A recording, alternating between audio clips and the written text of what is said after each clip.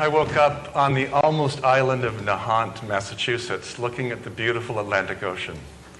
And I wondered for a moment about the 1.85 billion children who live on this earth. And I wondered, they are our greatest resource, in part because they are the greatest questioners on the face of the earth. A few years ago, I was in China. And I was eating dinner actually with this family, and this small girl was playing with her grandfather. And I could tell from the moment they were together, they loved each other. And if you look at this picture of them, you can see the love in his eyes for her. You can feel it in the touch they have in their hands to each other. And I could see that she had at least one adult in her life who deeply cared about who she was, about the things she was saying, about the questions she was asking. Then, a few years ago, not a few years ago, it was just last year actually, I was taking pictures of my granddaughter, who was about a few years younger than that girl in China. But basically, her name is Stella. She was looking up at me as I was taking her picture. And her eyes reminded me of that little girl's eyes in China. And the eyes are asking questions of me as an adult. What do you expect of me? Are you listening to me? Do you care about me? Can I trust you? And I can't say anything is more important than this, and that is we have to, as adults, create an environment of trust for these little children to be able to ask questions, not only when they're 3 and 4 years old, but when they're 14 years old and 24 years old and 44 years old. So the point is the following. These little children grow up. They're full of questions. No matter where I go in the world, no matter where you go in the world, they ask 1,000 questions. And when they go into school systems, sometimes it disappears. But before then, they question everything. Now that's important. If there's one gift I could give to any child in the world is to remember that phrase, question everything. And the reason why is because when Clayton Christensen, who authored The Innovators' DNA, and Jeff Dyer with me, when we interviewed people like Jeff Bezos at Amazon, the founder of Amazon, or Nicholas Zenstrom, who founded Skype, or Pierre Omidyar, who founded eBay, all of them basically questioned the world. And this is the way in which they were able to disrupt and change the world. And interestingly, they all had some adult in their life when they were younger who paid attention to their questions. For Jeff Bezos, it was grandparents. Every summer, when he lived on their farm in Texas, he would learn how to ask the right questions to fix problems on the farm. You had Orit Gadish, who's the chairman, is really a woman, but the chairman of Bain Consulting Group. She had parents who valued, treasured her questions, and every day they were asking her about the questions she was asking. And when she was a teenager, one of her teachers wrote in her yearbook, Orit always asked those 2 or 3 questions, because whenever a teacher would raise her hand and say, does anybody have a question? Whose hand would go up? Orit's would all the time go up, and she'd always have 2 or 3 questions, and she always asked them. And the story goes on and on and on that innovators who change the world ask questions that disrupt the world. The challenge is when these young kids, if they don't have deep support around them that creates trust for their questions to thrive and survive, the challenge is they go into a school setting where the rule of one rules. And here's what I mean. If I were a teacher in school, here's what I might ask. What is 2 plus 2? 4.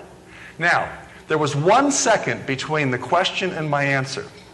And the data from the 1940s to the 1970s to the 1990s to today would say that the average teacher waits 1 second after they ask a question before they get an answer. And if they don't get an answer, what does the teacher do? They fill the space with another question.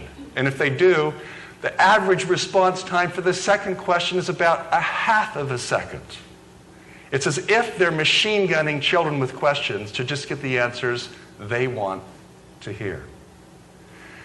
But if adults, either parents or teachers, step back and ask a different question like, why is 2 plus 2 4?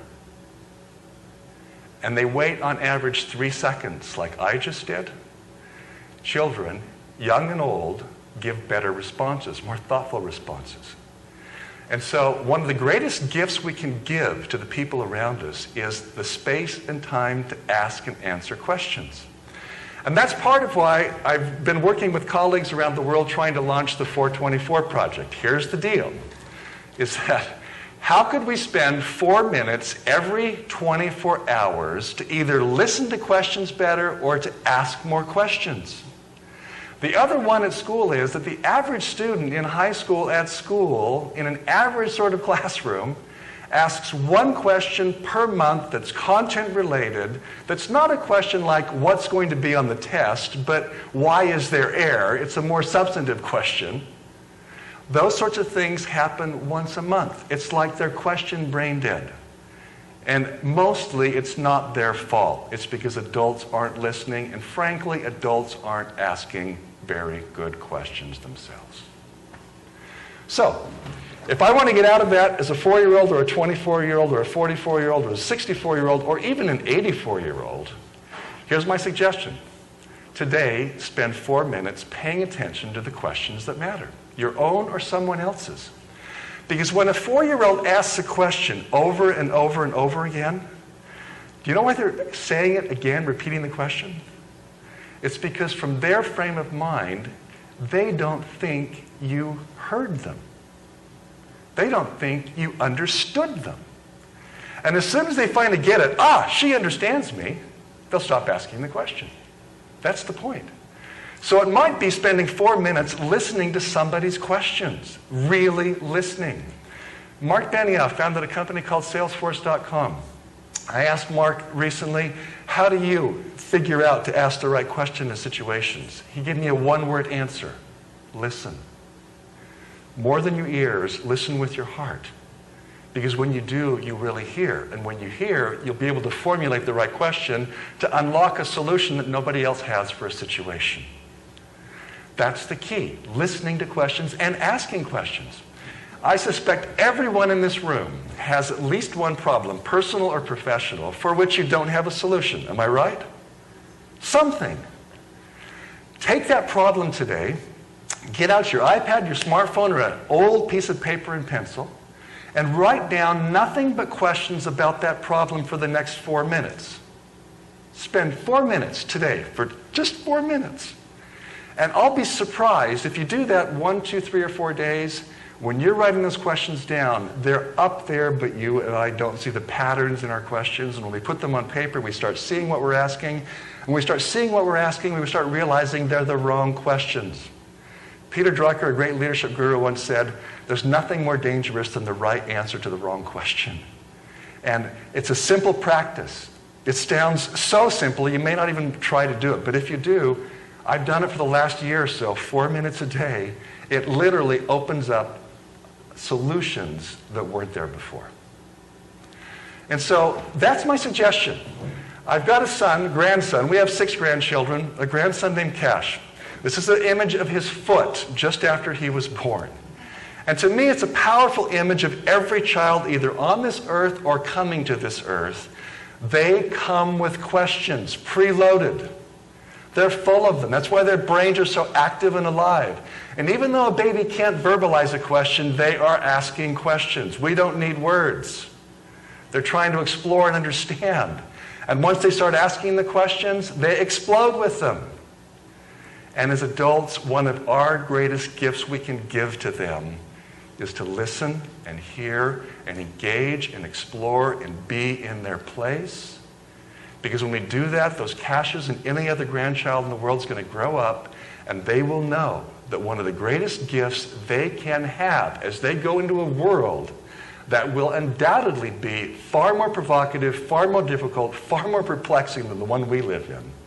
They will have a tool of asking the right questions in a right situation that will keep their world alive and help us make the world better. Thank you.